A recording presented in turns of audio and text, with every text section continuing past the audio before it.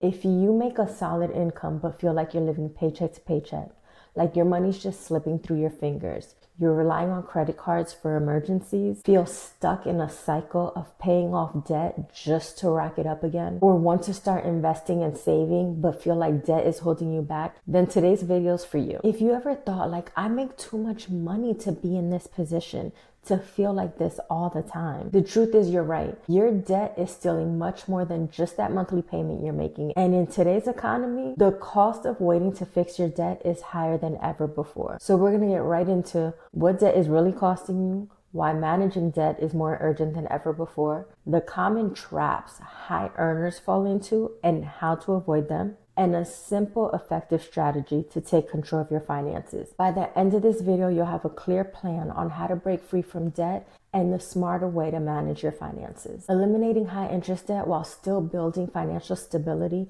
is all about having a clear plan. It's not just about making payments. It's about using your income strategically to stop wasting money on interest and redirecting it toward making more money. Because at the end of the day, debt isn't just about what you're paying. It's really about what you're losing long term. Let me make it make sense with numbers. If you have $15,000 in credit card or consumer debt at 18% interest, that's $2,700 a year gone. And 18%, I'm being real conservative with that rate because the national average right now is 24.37. Now, if instead of paying that interest, you invested that $2,700 annually with a 7% return, you'd have over $42,000 in 10 years. Now, you might be thinking in 10 years, that's only an average of $4,200 a year. Like that isn't earth shattering for me. My $230 minimum payment, like it's manageable. I pay it. It's fine. Listen to me real good and pay attention right now. If you continue what you're doing and paying a minimum of $230 a month, it's going to take you 22 years to pay off $15,000.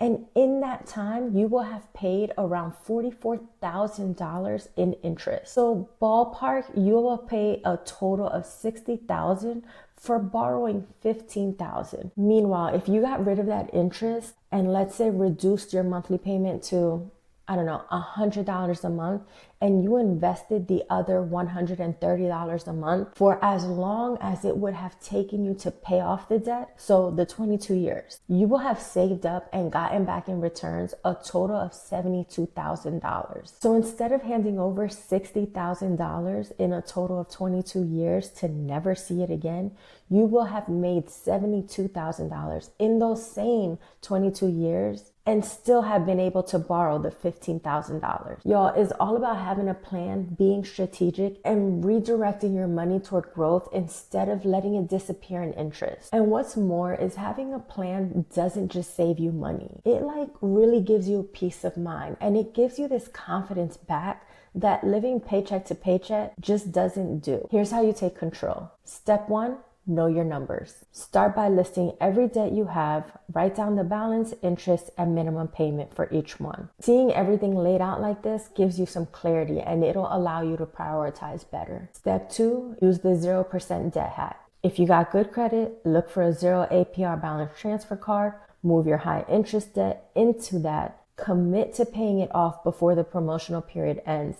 And if it's a high balance and you can't pay it off, at the end of that period, you do another transfer. And if you would like more details on this strategy, go to this link. It's a video that explains it to the T, and you'll understand why it's so amazing. And just something to keep in mind, this type of strategy doesn't hurt your credit score. In fact, sometimes it could actually improve it, but be sure not to use this card for any purchases. This is for your balance transfer. This is to help you pay off debt. Do not use this card for any purchases. Act like this card does not exist. Step 3 is picking a method to pay off the rest of your debt. So what you're going to do is take a look at the rest of your debt that was not transferable or that didn't get transferred because you reached your balance on that credit card. And you're going to pick either the snowball method or the avalanche method to manage the rest of your debt. And listen, both of these methods work well. It's just about picking the one that you're going to stick to. And you can watch a video here that goes into more detail about those two methods. Step 4 is cutting costs. Now, I'm going to be honest, I'm not big into stopping your coffee runs, eliminating going out to eat. I'm not really about eliminating the fun, but I would suggest taking a hard look at your finances and finding those subscriptions that you forgot about, or subscriptions that you don't really use and you can eliminate from your expenses. And another thing to look at is, can you really justify $500 a month on DoorDash? Like, maybe pulling back on that a little bit. Step 5 is automate your payments. This just makes sure that it's consistent, and it kind of eliminates any temptation to take that money and put it elsewhere. It just makes sure it's going where it needs to go. Step 6 is kind of optional, but it's one I really encourage, and that's building an emergency fund. Even while paying down debt, just take a small amount of money and put it to the side for an emergency. This way, if you do encounter a flat tire, your dog gets sick,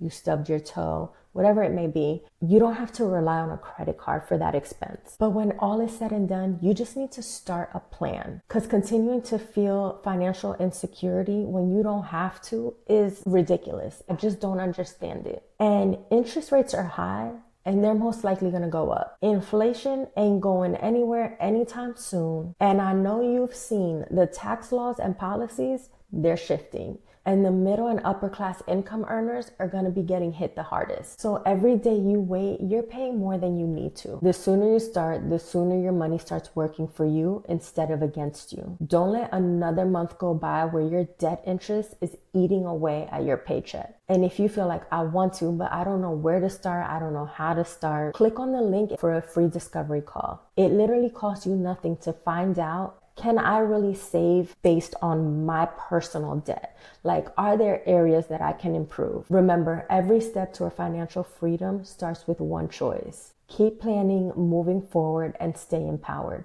I'll see you in the next video.